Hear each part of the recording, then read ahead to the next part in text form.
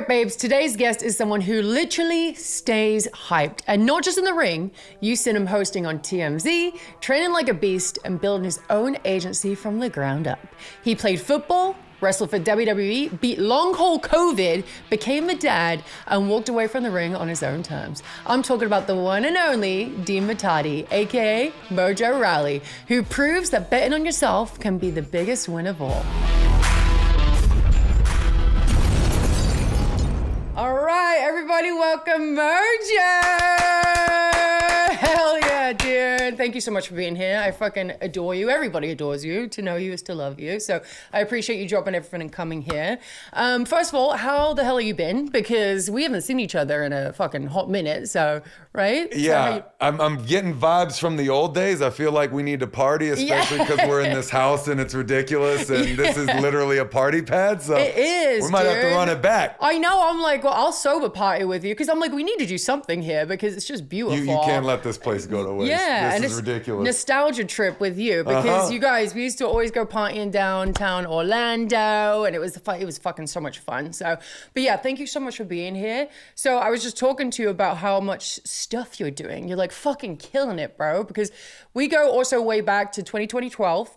Right? That's right. 2012. 2012, yeah, you know. We go back, way back then. I actually met you through FCW, NXT now, right? But yeah, we go absolutely way back. So, but now you're out of wrestling.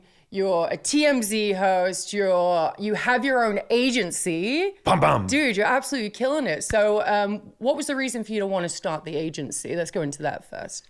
That was something that was in my back pocket for, years when I was wrestling. I mean, coming from football, you have an agent, you have a manager, you have a union, you have all these people looking out for you and adding, value to the table for you. But in wrestling, I mean, you know how it is. You're on We don't your have own. a team at first. You got nothing. Yeah, exactly. And when you're done, you're done. It's not like there's a retirement plan. There's no one looking out for you. So, I always wanted to start the agency. I had a background in business. I got my MBA at Maryland and worked at Morgan Stanley since I was a kid. I know. I was like, dude, you're like a man of many talents, right? So I was doing a whole background because obviously I know you, but I didn't know all the different jobs that you've had. How the hell did you get into TMZ? Like, tell me about that. That was actually pretty interesting. This was really cool. I was actually thinking about that this morning because I think I'm 4 years in there now. Yeah. Which is crazy because just time flies by there. But they used to bring me on every 3 to 6 months when I was wrestling. You're so entertaining too. So I wasn't shocked that they brought you on. Yeah. Yeah, it was a fun time. But I guess after the first interview I did with them, from what I hear, and I haven't confirmed this with them, I should ask him sometime. But I guess Harvey Levin, who founded TMZ, saw one of the interviews and he was like, hey, keep an eye on this guy, and whenever he's a free agent, offer him the job. So yeah, TMZ called as soon as I got out of WWE. They were my first interview, and then they're like, hey, why don't you kind of guest host the show for, a couple of days. And I didn't know it, but that was my tryout, I guess. Yeah. And then they offered me the job. So now I'm hosting that show every weekday on FS1. You do it here from Florida? Remote, yeah. Yeah, oh, that's nice, That's the best part. Yeah, and I appreciate you too, because anytime there's something going on for me, you'll always like hit me up and be like, do you want to promote it? I'm like, yes, please. Like you're so fucking nice, dude, and like you take care of everybody, which is obviously a good thing because now you have this agency. Because again, we're talking about wrestlers, and like when I was in WWE, we don't have a team, and to be honest, like it was kind of weird to even have a team when it comes to them, you know what I mean? Because they're the ones who're supposed to take care of you. Yeah. So yeah, coming out of WWE, that's when I formed my team, and I'm like, damn, this is nice. This is really nice. Yeah. Let's go back to the agency for a second and building that business and kind of finish that thought. My time with WWE kind of ended pretty nasty. I got COVID really bad. Was on the shelf for a year, I think, before we kind of cut ties and moved on. But, I kind of got out and I could barely breathe, couldn't work out. I mean, I definitely couldn't wrestle indies or call AEW or anything like that. So I did still want to wrestle at the time. I didn't think I was going to be done because now I think I had my last match 5 years ago, just a couple of days ago with WWE, which is crazy. Oh my God, that's a long time. Since then, I've done one match and it was for a charity show for the Down Syndrome Foundation. It's like a 6-man, so super easy. Yeah. I count it, but I don't. You know what I mean? Yeah. But yeah, that was it. So I always thought I was gonna wrestle again, but the company just took off. There was such a need for it. I think when I started it, and Steve was my first phone call as soon as I got out and started getting this thing into motion. Knew he was a big wrestling fan. We were buddies. Knew his background, so I thought he could be a good business partner. But yeah, like I don't think either of us thought it was going to blow up. Oh, it's massive, you guys. You have no idea how big this agency is. Paid deals for 500 wrestlers last year. Yeah, oh my that's God. crazy. Which is nuts. And you'll still hit me up and be like, hey, do you want some ads or something? I'm like, that's so nice. Like, you just think of everybody. You're so sweet. Look, life's chaotic enough. Making money move shouldn't be. And that's why I use Cash App. It's fast, it's secure, and it actually feels like it's made for me. No bank account? Who cares? You can get started without one. No hoops, no hassle, just straight up tools to help you cash in and keep it moving. And here's the part I rate the most. Sending money doesn't feel sketchy. Cash App's on guard. If something seems off, they'll literally hit you with a warning before you send anything shady. It's like having a little badass bodyguard watching your wallet. I love that for me. Cash App makes it so easy to split bills, pay back friends, or even request the exact amount someone owes you. Plus, who even needs to say, I'll get you next time, when you can just split the bill right there on your phone? And the perks? With a Cash App card, you get exclusive pre-sales for artists like Kendrick Lamar, SZA, Future, and Metro Boomin. You'll get discounts on things you're probably already buying. All that with no hidden fees, baby.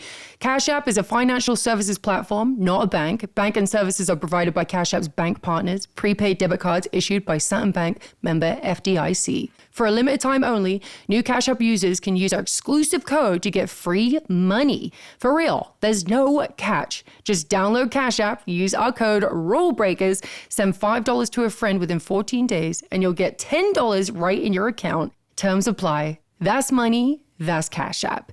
See this episode's description for important product disclaimers. Going back to WWE, it ended nasty. I remember towards the end of it, I mean, you're so positive all the time.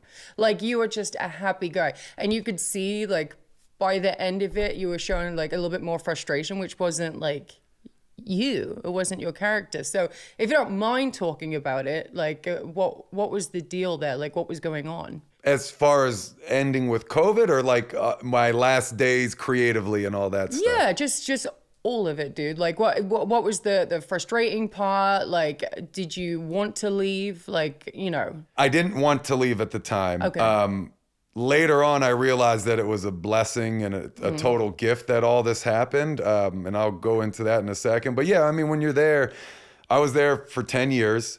I thought I could have done so much more, which probably everyone on the roster thinks, right? But you go back and you look at it, it's like, oh, well, I never really had a storyline. I never really got into a mic battle. I never got to have a pay-per-view program. I never got to have a match with someone where I knew what I was going to be doing or who I was going to be working with more than like 4 hours in advance, Yeah. Because even if they're like, oh, Mojo's wrestling this person next week, it's like, well, how many times did that actually happen?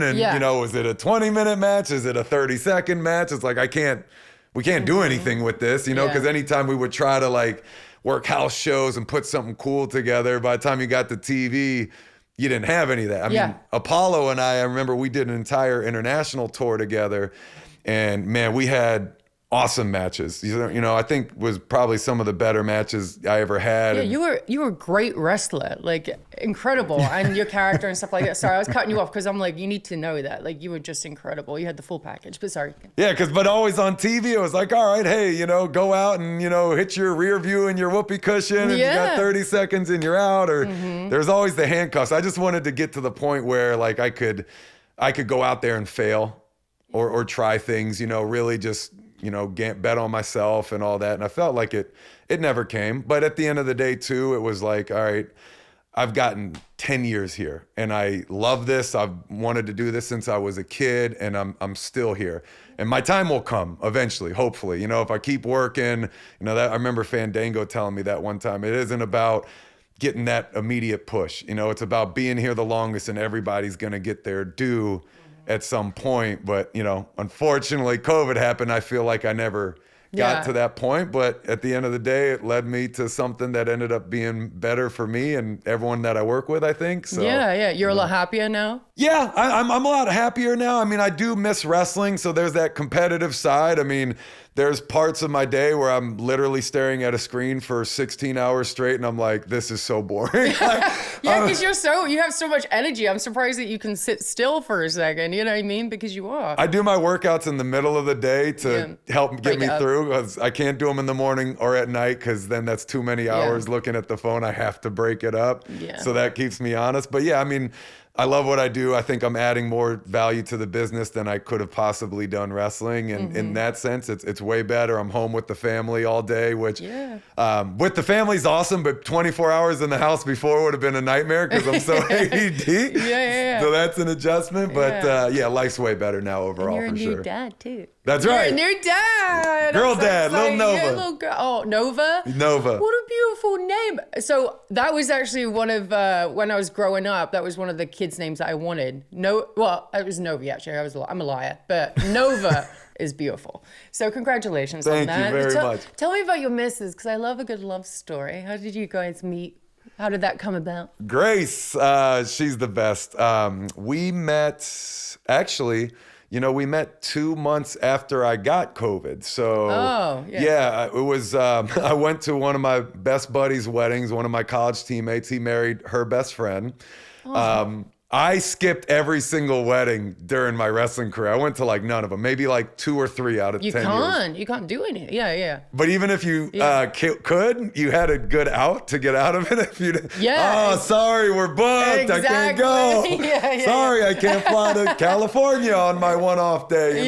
Whatever it is. Yeah, Meech making us fly to Italy. All right, sorry, continue. My manager. Actually, I love Meech, by the way, and I can't say anything because we got married in Italy, and we gave everyone a month's heads up to get out there. Oh my God. I would have been there though. I'm always going to go, but I was like, oh my gosh, I lost my green card and everything on that trip. Oh no. It was a whole fucking thing. We were looking at it and we're planning this wedding, and she's from New England. So we were like, all right, we'll find like a really nice spot by you, make it easy on your family, your grandpa, all this, the wedding is typically more for the bride, so I want to like cater this a little bit to you. My family will travel. We're good. We're used to that. Well, we start going through it, and it's expensive. You're prepared for that. That's fine. But how much money you're spending for how little you're getting is the part that gets a little frustrated, because I'm a big efficiency guy. When things don't make sense, I can't do it.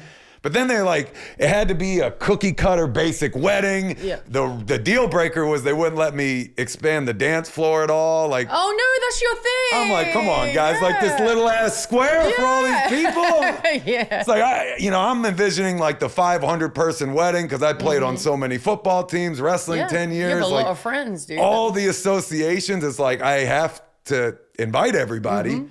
And then, we're just kind of searching, and, Grace is awesome about like doing her homework on things. And she's looking through Europe, and she's like, I literally just found a castle that sleeps 80 that we can stay in for 2 weeks and have a wedding there, all for the same price as what we're going to pay this one venue for 4 hours. Wow. And we're like, what are we doing? Like, let's go. Destination threw wedding. out the script immediately and put this thing together, found this awesome spot in Florence. And we put the whole thing, when we sent out the invites, I think it was 4 or 5 weeks from wedding day. Like, it was last Did everyone minute. make it? So we had 75 people come. Oh, that's a lot of people. Yeah. Which Grace was like, that's a huge international wedding. For me, I'm like, this is the tiniest wedding ever. I'm expecting the 500 person thing, but it worked out awesome. And, anyone that couldn't make it or was busy, like no one was expected to come. It was last minute, it's a long trip, but anyone that was able to make it, obviously, we really appreciated the effort, but we're very glad we did it that way. And that's why now, if anyone wants to get married international, I'm there. We love traveling, so we're out the door right away. Yeah, I mean, what was it like sleeping in a castle? oh So we didn't actually end up going the castle route. But there are some really cool options. That's where we like to stay on vacation. We like to find like the boutique areas, or like something unique to the area, rather than Nothing against the Marriott because I stay in them here all the time. Oh, but no, you want to stay somewhere like I want to stay nice somewhere and different. authentic to the country that you're into. Gotta do it. Going back to how you met her, though, sorry, I cut you off. So you went to another wedding. Yeah. Right? And then you hadn't been to a wedding in years, so it's just fate that you even got there. And then how did it happen? Did you see her across the dance floor and you're like, yeah, big smile? Because she has a beautiful smile, by the way. Gorgeous. Thank you very much. So yeah, so how did you get introduced to her? Well, it's kind of, actually, our friends have been trying to introduce us for years. Yeah. And I had her number from a buddy, and she was living in Nashville at the time, I want to say, before. And anytime we had a show in Nashville, I'm single, I'm having fun, we're partying, we're doing the thing, working hard, you know how it is. The schedule is just too crazy to, really have time to put in anything else. But I'd always hit her up when we were in Nashville, and I was like, hey, come to the show, we'll go out afterwards. Let's go. Yeah, come on, baby. She'd be like, yeah, I'll see you there, and then just ghost on that show day every time for like 3 years. Crazy. I was like, all right, I kind of respect it. Yeah, I like made you want her more. I was like, You're all right, okay. I understand. I understand that you understand. Yeah. And that's what I like about this. So we get to the wedding, and we knew who each other were. There were 2 single guys and 2 single girls at this wedding. So it wasn't, it was kind of like a Slim Pickens kind of thing. But it was also like everyone at this wedding was trying to put us together because everyone else is married and they're living vicariously through the 4 single people that are in this place and all this and that. So all of that made us not want to give in to this more so. And she's looking at it like, I am not getting with a guy named Mojo who wears zebra print and has been sliding in my DMs for 3 years. Yeah. Like, no way. Yeah. But she couldn't resist the game once she was forced to deal with it, and that was that. And how long you guys been together for now? So we met, that was August 2020. We dated for about a year. She moved in September 21. Oh, you know dates. That's a man right there. We got engaged February 22. We got married 10/22. And then, I think we got the new house 6/23. Wow, the ladies are impressed. Yeah, we got this on lock. We kept it moving. That was the thing, is like we took a year of dating, slow played it, all that, trips here and there. But it was also like I couldn't really breathe, certain days she would come to visit and I'm dealing with COVID. She's like, are you mad at me? It's like, I just literally don't have the oxygen to speak to you right now. I'm like picking her up from the airport. It's a silent ride, not one word spoken on the way home. And she's like, dang, I thought he wanted to see me. It's like, no, I am, but you're like, I just can't breathe. So I don't want to faint while I'm trying to drive us home. The COVID lasted a long time? Yeah, actually, I'll still feel certain things here and there. So you suffer from long haul COVID? Yeah. Okay, yeah, sorry. And that's what sucked, is no one knew how to treat it. So I'm flying all over the country to the top pulmonologists, cardiologists, everyone's running their scans and no one can tell me anything. Yeah. And it's really weird because you would have really good days where you feel normal and then boom, you wake up and you just can't breathe. And it stays like that for 2-3 days. So I kept hitting up WWE and it was like, hey, I think I'm getting close. And then they, start to entertain the conversation of how are we going to bring you back? And then it was, I'm out again. So in my mind too, I was like, man, they probably think I'm faking it because nobody knows what this thing is. And it makes no sense why this is happening. Yeah, that's crazy though. Do you suffer from it now or has it got a lot better? No, it's mostly good. Like I'll feel it sometimes actually if I'm trying to like sleep on my side, which is weird. Like I run out of air kind of quick.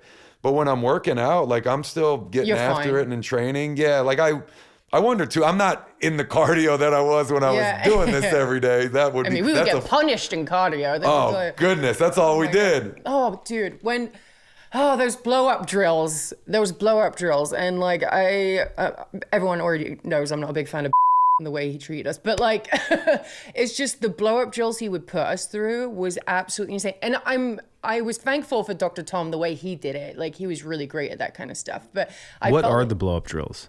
Dude, it's hard to explain because it's like wrestling related blow up drills where you have to like run the ropes and do drop downs and leapfrogs and you do it for hours. And like the whole point was to like, I feel like for that trainer in particular was just to see us throw up or something like that. Right.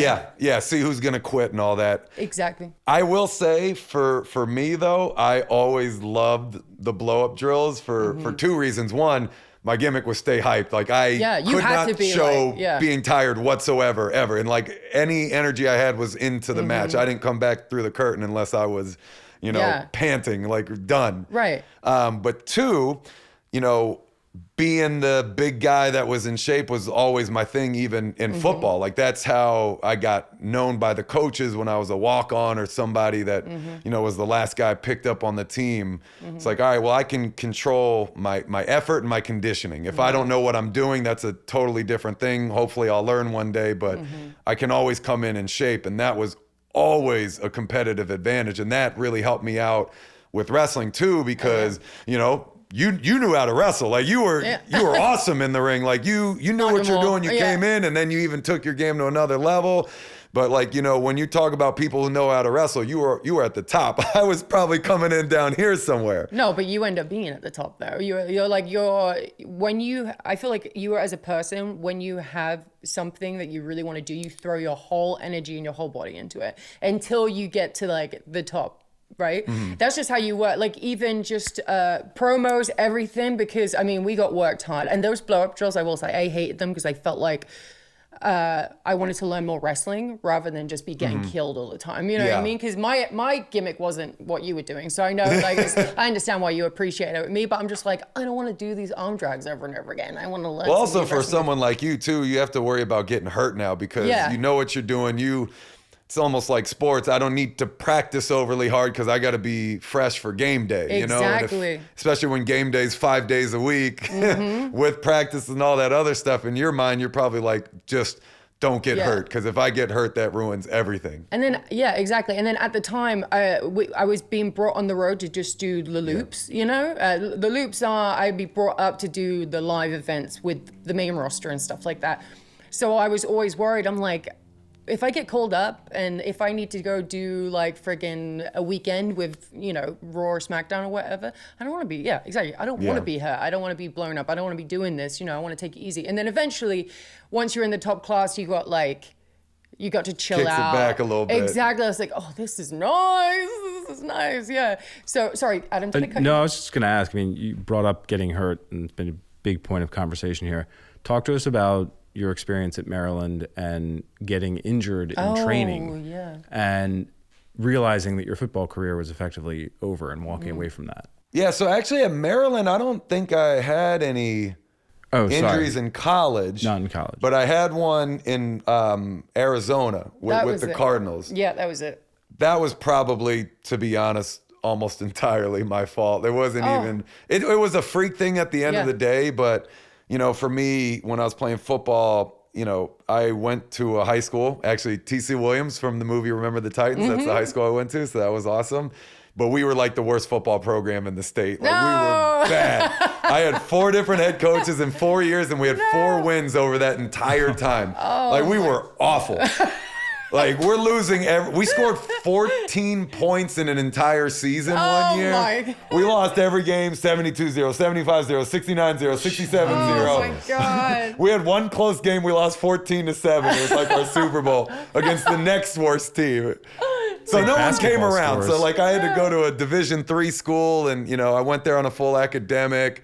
It was a good school, but had a football program and I worked hard there and I got my opportunity at Maryland, Division I, and I walked on there and then I earned my keep there and try out in the NFL for the Packers, made the team, got cut from the team, get picked up by Arizona, and for the first time in my career, everything was going perfectly. Like this was the first defensive scheme I was a part of that played to my strengths. And I was, the strongest I've ever been, the fastest I've ever been. Like everything was perfect. The team loved me. The coach loved me. The players loved me. I remember one of the coaches telling me we were going to keep you around even if you turned out to like not be that good, just because the way you hype up the whole team and keep everyone motivated. Yeah, morale high. So I was like, I'll take that. But then like on the field, I was playing my best football I ever have. So, I don't know. I started playing football when I was a kid, and I'm probably 22 at this point. And I'm like, finally, I'm exactly where I want to be. Yeah. This is it. So I'm training for training camp, and it was stupid. I'm doing like 3-4 days. I'm watching, like every waking moment of the day was spent training or watching tapes, stretching, yoga, and like I could not have one second. And throwing your whole body into it. That's exactly. Just Man, I showed up to camp beat to hell. I couldn't in my mind take an off day because that meant like I was not making the most of my opportunity. I'd been cut before, I'd been passed on, all these things. So I didn't want that to happen again. Showed up to camp, got hurt right away. They gave me the shot. I tried to play through it. It ended up making it 1,000 times worse. Yeah. Took probably what would have been like a 1-month injury and turned it into what ended up being an 18-month injury, which I thought was career ending at the time. But yeah, it was rough. So I went home and I'm trying to figure out my life and what am I going to do? And I just had this dream taken from me, and I got, $150,000 in student debt from when I gave up my academic at my small school to go to Maryland. And it's like, oh my gosh, what the hell? Like I love business, but I really don't want to go work at Morgan Stanley right now. And I was this close, kind of a thing. So, I finished my MBA. I'm rehabbing really hard. I actually end up coming back from this injury, which I didn't think was possible. And I'm getting ready to sign with, probably the Jets or the Raiders at the time to go back to football when this opportunity from WWE comes out of left field. And it's like, all right, WWE is the first thing I ever wanted to do, but I have been playing football my entire life, actually doing it, not just watching it on a screen. And I've, gotten to this point. Do I really just give all this up and start over here, where if I went back to football and made the team, I think I was looking at what would have been at that point, like 400-something thousand minimum for the season if I made the team. Yeah. Or I can go over to FCW and make 39,000 a year, which they told me at the time, they're like, hey, we're paying you extra because you're coming from the NFL. Don't tell everyone else because they'll jump you. Everyone else is making 30. And I was like, that still sucks. Like, these are both bad, but thank you, I guess. Yeah. What's up, you guys? We are going to be talking about Cash App today. We love it. It's our favorite money app, isn't it? That's all we use. That's all we use, yeah. We actually went to a nice little group dinner yesterday. We're here in Orlando, Florida right now. We're going to be shooting a bunch of podcasts, getting some done out here with all my good friends out here in Orlando. So I'm very excited. Brought the whole crew with us. We've got a nice little setup. As you can see, we are outside the studio. We went out to a group dinner last night for Joey's birthday. Maybe. We may have told a lie, but we can pretend that it was his birthday. He didn't have to dig into his pockets. No one did. I did. But then they all Cash Apped me afterwards, right? Who carries cash? Cash App. Just in case you want to go to the club, We're going to be playing like a fun game today, though.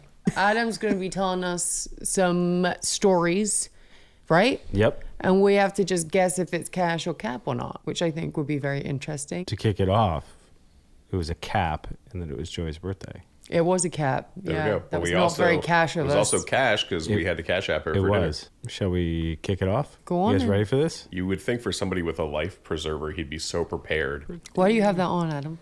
Because it matches your cap? A bit, yeah. It matches the cap. You're still on. You still got it. Okay. Question 1. Go on in. Or statement 1. A wrestler once shit their pants mid-match. Cash. And Yeah, that's for sure cash. who? CM Punk? Yeah. Number 2. One Jackass cast member permanently lost their sense of smell from a prank involving expired eggs. I think that's cap. It seems like it would be a cash, but I'm saying it's cap. Maybe I'm wrong. I'll go cash. You go cap. Okay. I'll go cash. It's cash. Steve O has discussed long-term effects from various stunts, including damage to senses. Yeah, no shit. Literally. They were gotta be shoving toy cars up their desensitized. ass. To the world. Speaking of Steve O, Steve O once got kicked out of a WWE locker room for trying to tase John Cena. No, that's Cap. That's Cap. I was the one that was tasering everybody. Were you really? Yeah, with a cattle prod. I got in trouble.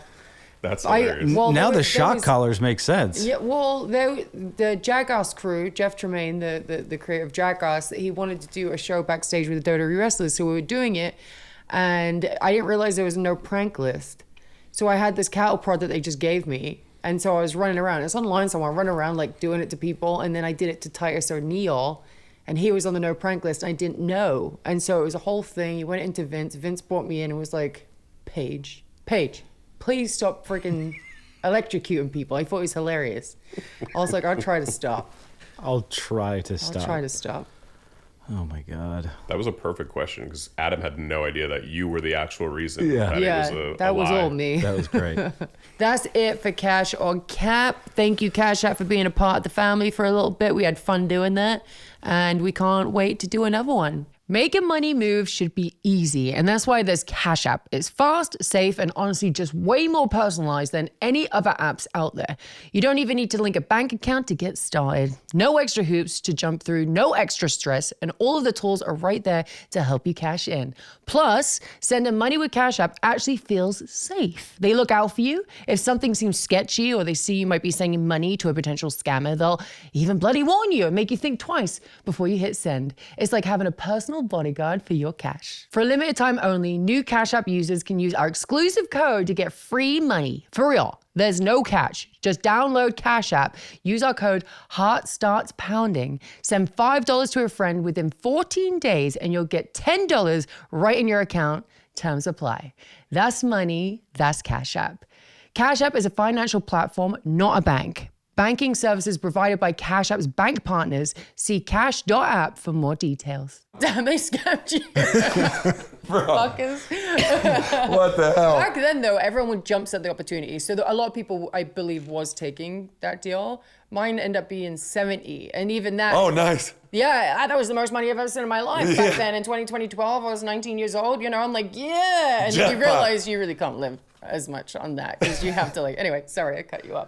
Well, no, yeah, but that was kind of the decision at hand. And, you know, you look at it from a long-term perspective and what you want to do and what you think you could be the best at and all of these things. And I made the decision to, you know, give up on football and, you know, I don't know if give up's the right word, but switch over to wrestling and take a shot here. And I'm very glad I did. You made the right decision. It worked out, but, you know, very risky. I don't think I knew the risk at the time. I think I was just kind of following my heart and abandoning my brain at that point, which is sometimes a good way to live. But yeah, now I see how many people didn't make it and, you know, never got out of NXT or they got to the main roster but weren't there long enough to develop a brand. Because that's another thing, too. It's not always about winning a title or winning matches. I think that's a mistake for a lot of newer wrestlers, right?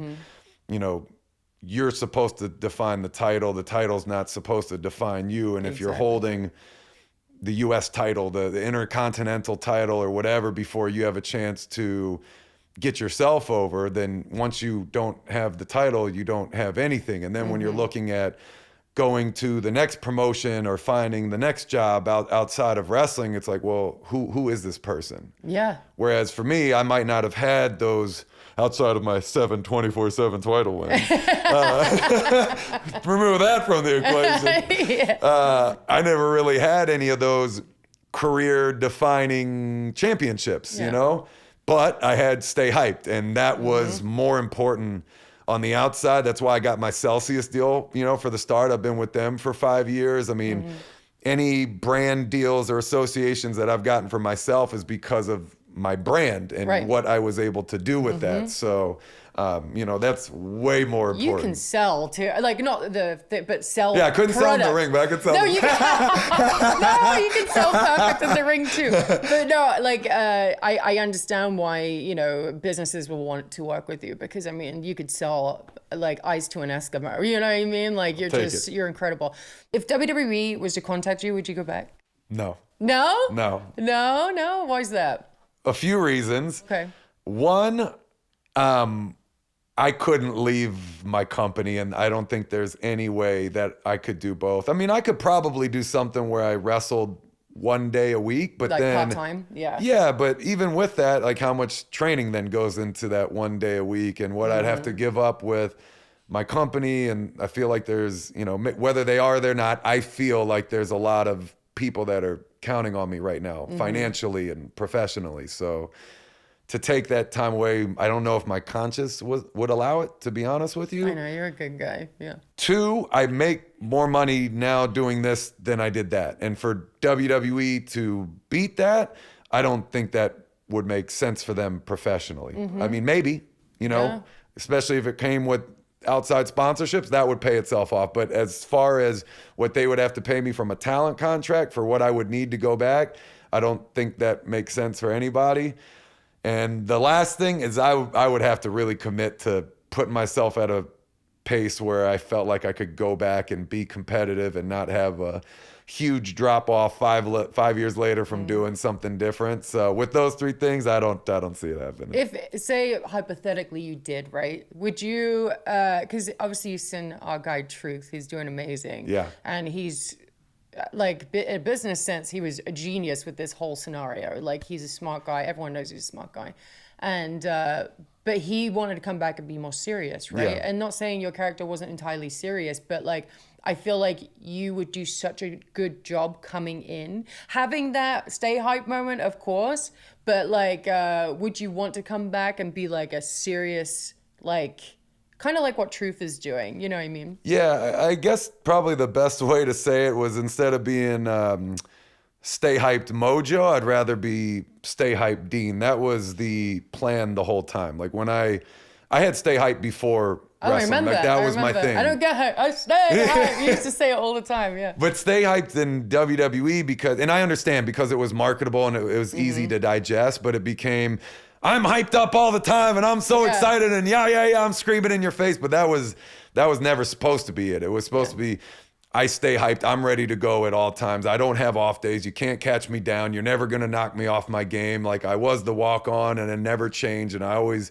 you know, worked my ass off and did all these things and maintained this intensity. So it's more so like that, never losing that intensity rather than just that puppy dog playfulness, I guess. Yeah. Which also kind of came across annoying. And I think at one point we tried to lean into that, but you know, I'd rather do that and be able to combine it into what I'm doing now, because there's wrestling managers on television. Almost none of them are actually real managers and agents and can talk about this exactly how it would be in real life. So if I were to come back, I think that would make the most sense. But I always joke about it. Like if I were to do a show, even though in the beginning I was like, I'm not doing indies, I'm only wrestling at WWE or, you know, AEW or something like that, I probably would only want to do an indie here and there. Yeah. I want to go to Italy and wrestle a fun match there and take a vacation or whatever. And that's I don't even need payment. Like I'll go do it for the trip, something like that. I was gonna say, would you dabble in independence? Because again, you did the Down syndrome charity, right? Which, by the way, you guys,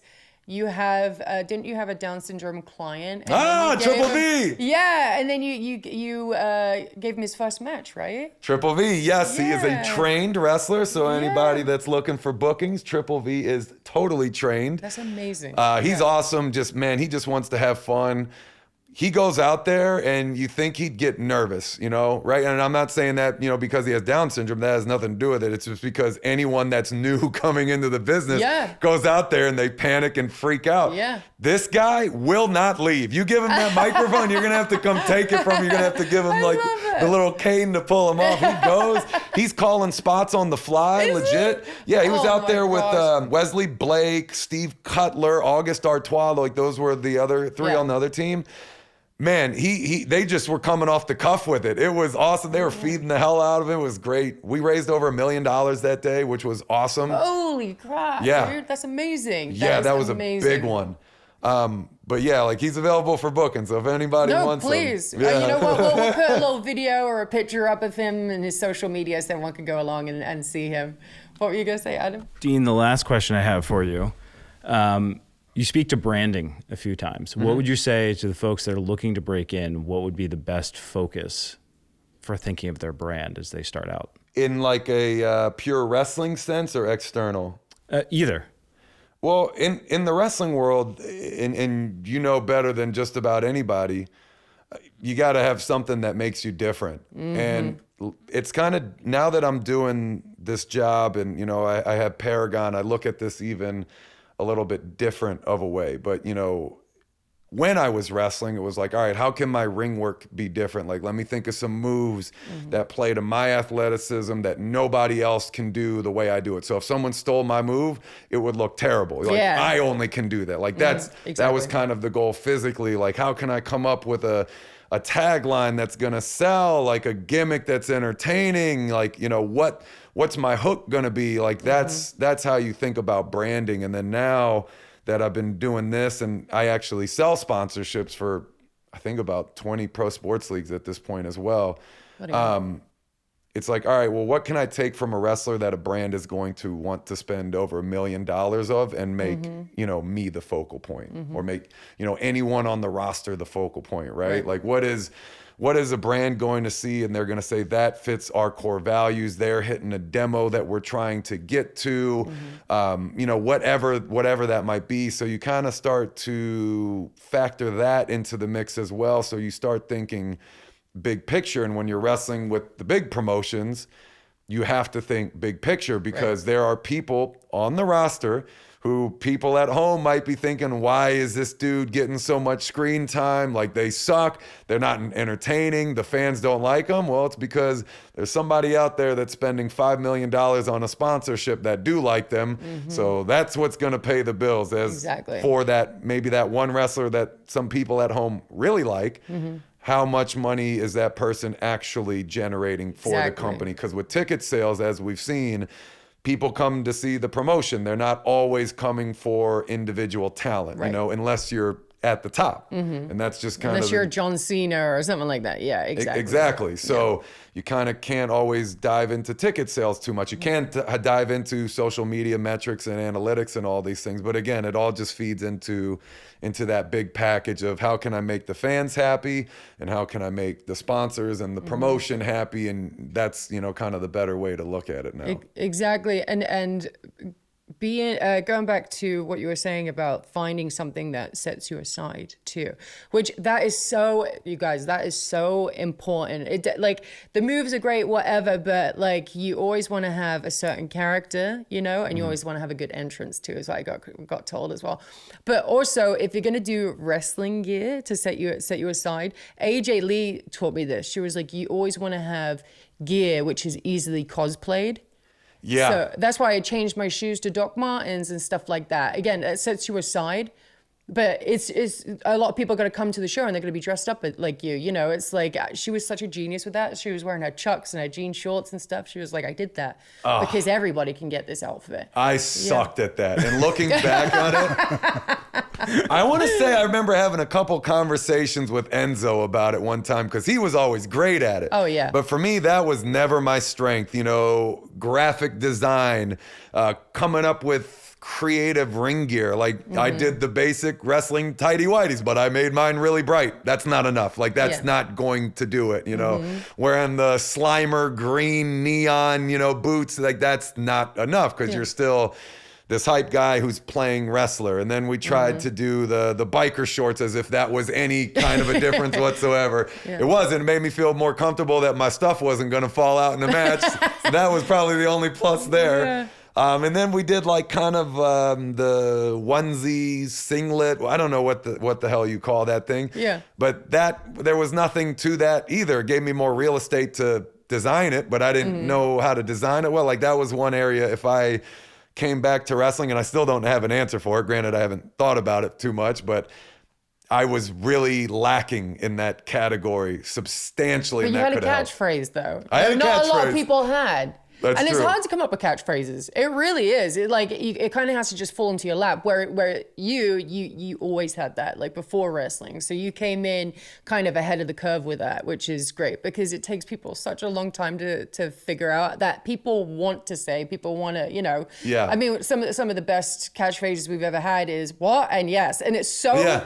Simple, but you're like, fuck, I wish I came up with something like that. I had the catchphrase. I would have loved to have administered it or presented it differently. Yeah? Like Jey Uso with Yeet, you got Yeah. everybody doing this and the place is Genius. going nuts and you got the shades and you got the branding and you got the like that's the way to present your catchphrase. Yes. I think at the time, it's not like I didn't pitch certain ways to do this, right? Like if they don't run with it or if it's too much of an investment, it takes too much time, whatever. That's their call to make. But I think that was what was lacking in taking a kind of like mid-card catchphrase and turning it into a, marquee catchphrase. Yeah. You got to have all the elements. Well, if you ever come back, I know you said you wouldn't, but you know what to do. Boom, we got the game plan now. Yeah, Now we that's just got to right. administer it. Yeah. That's the hard part.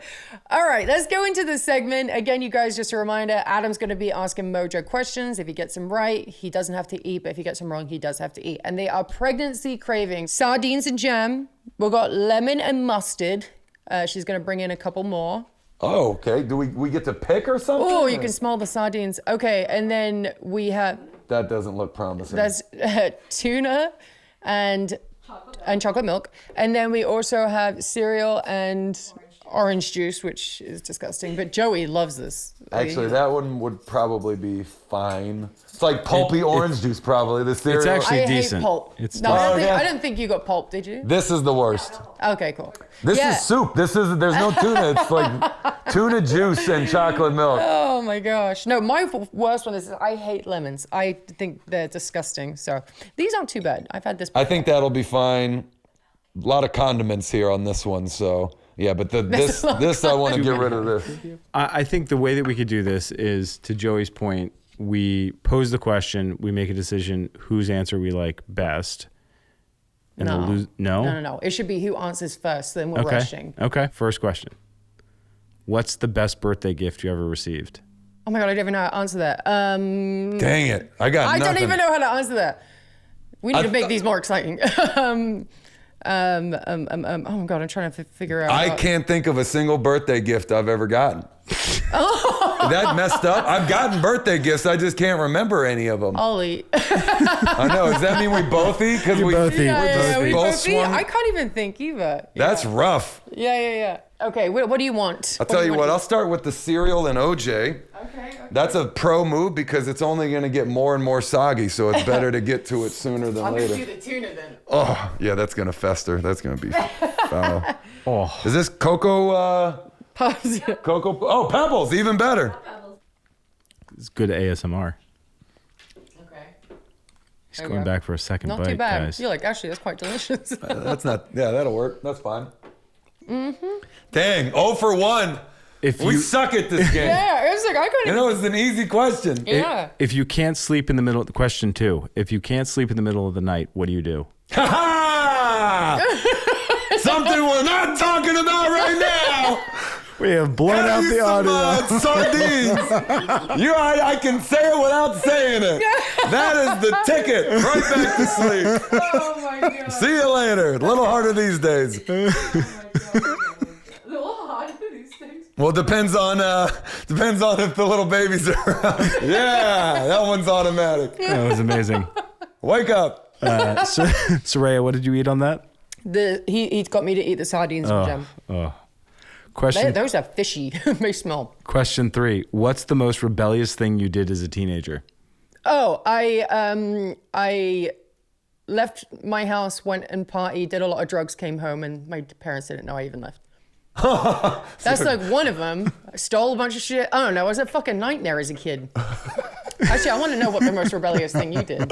When I was a little kid, I think I pretended to leave home and I walked all the way to like the stop sign and I think in the back of my head, I'm like, I'm hoping someone's going to show up here soon because I don't, Please I don't want bring to me keep home. walking. But they did, so I still look tough in the end. Oh, I have another one. All right. I touched my first wiener. And I drew it in one of my scrapbooks to show my friends what it looked like. And my mum and dad found it. And they were just like straight. And then I wrote in there on top of the clothes sex, which is just grinding. And then my dad was like, Tim we're putting you on Tebow. the fucking pill. I was like, like God. fucking 14 years old. So I want you Yeah, I lost that one. the tuna chocolate. Oh, right from the start. You should have told me which one you didn't like. It only smells like Chocolate milk. tuna, though. Oh, really? I got Yeah. the opposite. All right. Well, I have to do this right. I got to put some milk with it. Yeah. I can't just, like, strain it out. He's about to do hot yoga and he has to eat a bunch of food. That wasn't as bad. As I Yes, thought. it's Yeah. not as terrible. That's but okay. Not something you want to eat every day. Okay. I'm going to smell like ass and yoga after this. Okay. Sit in the back. Question 4. Name 3 words to describe yourself. Height. Handsome as hell and stunning hair. Oh, wait, that wasn't 3 words. Does that mean I automatically lose? No, you no, answered no. first. All right, your cool. your Make My Hair Perfect video is amazing, by the way. Oh, yeah. Thank you. I feel like on social I have like great ideas. Yeah. But it's just a matter of actually filming them. Yeah. That's number 1 because we get busy. And 2, I suck at editing. So Yeah. I feel Well, like if if you I need knew. a social team. I know, right? I Yeah, need to yeah. step my game up like Yeah. you. I got to invest in myself here. Yeah. All right. That's me. What do you want me to eat? Well, the lemons look untouched. So Oh let's, my God. I hate that. since you made me do the freaking tuna, He was like, bitch. Oh, I hate lemon so much. I do love lemon. Lemon on top of sushi. Yes. I know some people might get Yes. upset with me saying that, but fantastic. It's got to be a thin slice though. Yeah. Little romantic roll, I think they call it at my spot. I fucking hate lemon so much. It just reminds me of cleaner. Well, at least for me, I got the 2 best ones left, so that's good. Yeah. Okay. How many more we got? We've got a bunch more, but we can We'll do- call we'll it do- after. we Why can don't do 2 more 'cause we don't have 2 a more? lot. Yeah. Okay. Question 5. Ugh. I hate that. Oh, I It's gonna hate be in that. your mouth for a while. Yeah. Who did you share your first kiss with? Oh, Nathan Waddell. I remember that. My brother's Sound like bedroom. you have Tourette's. I tried to get it out of my mouth before You could said it say so fast, I was still saying, ooh. Yeah. I didn't even get to it yet. I remember that. Yeah. I was in my brother's bedroom and it was one of his best friends. And I was 13, I think. Yeah, smooching. Hey. Same guy end up and me and my brother end up moving into the same room. He slept on the floor next to me and he pissed the bed right next to me. Pissed everywhere. How about that? Yeah. Hot stuff. He couldn't control himself after. Yeah. You said this was after the kiss he pissed the bed? Yeah. He couldn't handle himself. He got too excited. Lemon and mustard. Oh, go on that's in. right. All right. You didn't even eat the lemon. You just. I just squeezed it into my mouth. No, you got to eat the whole thing, right? Isn't I- that how this works? Go on then. It's just hard to break. I can't. Taking a bite. Oh my God. You like lemon? Mm-hmm. Oh, then this is nothing. That was for you. fine. Ugh. All right, one more. Last question. Sync up overly well. Oh, sorry, I took that's the okay. napkin from you. And the mustard doesn't sink up. All right, it's one okay. more. I'm torn between 2 different questions here. Okay, you can ask both of them. then. Yeah, I think we'll have to. First one is, what is your favorite curse word? Cunt. All right, sardines and jam. I'm like trying not to curse these days. Oh, see? Yeah, I'm trying to scale it back. So by the time my daughter gets older, I've already kicked the habit, you know? Oh, there you go. That's really It takes some thoughtful. time. Yeah, get you some of those. It is like a stress relief, though, you know? When you Yeah. like really need Get to it blow out. off some steam, you just shout one out. You know, Yeah. just let it out. Yeah. All right, let's go with this guy in the middle. Oh, yeah, take that whole Sardines thing. and jam. It's actually, that one's my probably personal favorite. Yeah, that's fine. Yeah. Actually, it tastes exactly like the tuna, Yeah. just without chocolate milk on top. And jam on it. It's the same fish, it feels like. Yeah. All right. All right, last question. Tell us a lie that you've recently told. Ooh, I got an answer for that. I don't tell lies. I can't do it, so I got nothing. So I don't know if that means I win or I lose with this, but I refuse to lie. I won't do it. I feel like you can't be a good liar though. Like if you lied, it would like show all over your face. I don't know. Maybe I'll try it one day. Yeah. I'll white lie. Yeah. Oh yeah, you know that shirt looks really good. You don't want to hurt their feelings. Hey, your match was It was great. No, because even then, when I'm talking to our people, I'll give them my opinion if they Sure. ask. I mean, I don't think some of the people we represent that have been doing this 20 years longer than I have, or you know, if they want, I'll give them my feedback. But otherwise, I hated that when we were wrestling, when everyone's like, "Hey, great match," and everyone knows it sucks, myself included. Like, please tell me what I did wrong so I can fix it. No, But yeah. I always try to tell people there, like straight up, like, "Hey, you know, for me, I think this could have been better," or you know, whatever it might be. But yeah, I won't lie, I can't do it. I refuse. Got to be straight up. No, I just can't imagine you lying either, because I feel like, your face just will give it away. I just won't say anything. Nice. Yeah. I'll just leave it alone. Last time I lied. No, it's to get out of something, and I can't remember what it was, but it's just like, oh, I'm busy or whatever. Oh, actually, I don't want to say who the guest was, but like being invited to something, and I'm like, because I didn't want to go. Oh, I have like XYZ that day. I'm so sorry. You know, like. Well, maybe you did have XYZ that day. Yeah, so. maybe I did. Maybe I didn't. But that's. All right. So I won that one. I'm actually good on those now, because now that I feel like I got the kid, it's always an excuse. Like, I'm good. Because you're not lying. I'm not lying. You're like, I just want to be with my babe. Yep. Yeah. You know, she's fussing right now. I was gonna come, but no. yeah. I can't do it now. She's a little sleepy. You know, didn't get much sleep last night. Yeah. Tuna chocolate. Back to the damn last tuna. one. There you go. Damn, I thought I had it because I answered first, but I guess No, I didn't give that a real wasn't- answer. You didn't answer it. All Though, right, well right? let's up the ante. Oh, okay. Oh. Oh my get a God. little, Are you about to put that in the chocolate milk? Yes. I mean, if this is the last one, Yes. Yeah. I gotta Oh. find a way to stand out amongst all your guests. That's Everybody right. wants to be on your Sardines show. with Yeah. jam. You know, Are you doing everything right now? we're gonna take a little bit of everything, and we're gonna tell everybody else after this that they ain't hyped. So, Holy shit. and then this will probably be nasty. All right. Oh so then my there's God. That. And then that is a chaser well, after? All right. See, this one has less mustard, and I was gonna be like, no one will notice, but I'm gonna notice. So I. Oh, see? He's too good of a guy. All right. Here Joey, we can you go. get in there and get a quick close up of this? Oh my This God. I'm combo. not gonna eat the rind because that wasn't part of it, but this is a 2-biter, you know, like Michelin course style. So This is everything. Yeah, Someone he's has doing to a tell me chaser. how to prepare this the right way. Oh my God, you're crazy. Oh my goodness. How was that? Can you text us later and let us know how hot yoga goes?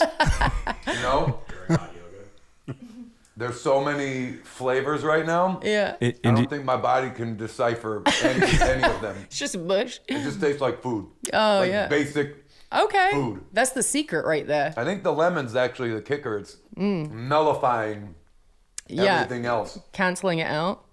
Okay, well, shit. Thank you so much. Can you please tell people where they can find you and also your talent agency's website? Bam! Here we go. Mojo. Check us out at Paragon Talent Group.